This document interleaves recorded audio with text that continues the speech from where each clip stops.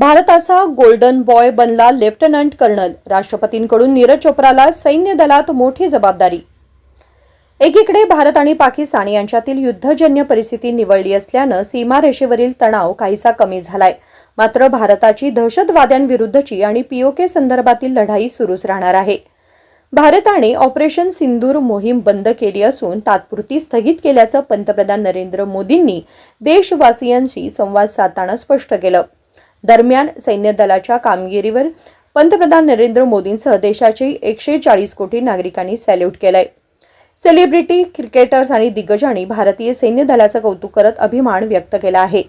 आता golden boy Olympic विजेता नीरज चोप्राही त्याच भारतीय सैन्य दलाचा भाग होणार आहे. नीरज चोप्राला टेरिटोरियल आर्मीमध्ये लेफ्टनंट कर्नल पदाचा बहुमान देण्यात आलाय. नीरज चोप्राने भालाफेक प्रकारात उत्तुंग कामगिरी करत जगभरात तिरंगा फडकावला होता. आता त्याला सैन्य दलाची वर्दी मिळणार आहे. नीरज चोप्राने टोकियोतील ऑलिम्पिक 2021 मध्ये जॅव्हलिन थ्रो म्हणजेच भालाफेक क्रीडा प्रकारात गोल्ड मेडल जिंकलं होतं. आता नीरजला भारतीय सैन्य दलात लेफ्टनंट कर्नल या पदाचा बहुमान देण्यात आलाय.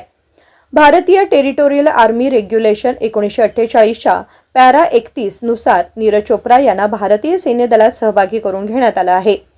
भारताच्या राष्ट्रपती द्रौपदी मुर्मू यांच्याकडून नीरज चोप्राला लेफ्टनंट कर्नल पदी नियुक्ती देण्यात आली आहे. यापूर्वी नीरज चोप्रा राजपुताना रायफल्समध्ये सुभेदार या पदावर कार्यरत होते. सन 2016 साली ते नायब सुभेदार पदावर भारतीय सैन्य दलात भरती झाले होते. आता त्यांना बढती मिळाली असून थेट लेफ्टनंट कर्नल बनले आहेत. नीरजच्या अगोदरही काही खेळाडू टेरिटोरियल आर्मीचे घटक आहेत. त्यामध्ये टीम इंडियाचा माजी कर्णधार महेंद्रसिंह धोनी हाही टेरिटोरियल आर्मीत लेफ्टनंट कर्नल आहे. दरम्यान नीरज चोप्राने भारतासाठी 2021च्या टोकियो ऑलिम्पिक स्पर्धेत सुवर्ण आणि 2024च्या पॅरिस ऑलिम्पिक स्पर्धेत सिल्वर पदक जिंकलं आहे. नीरजने याच वर्षी टेनिस खेळाडू हिमानी मोर हिच्यासोबत लग्न केलंय.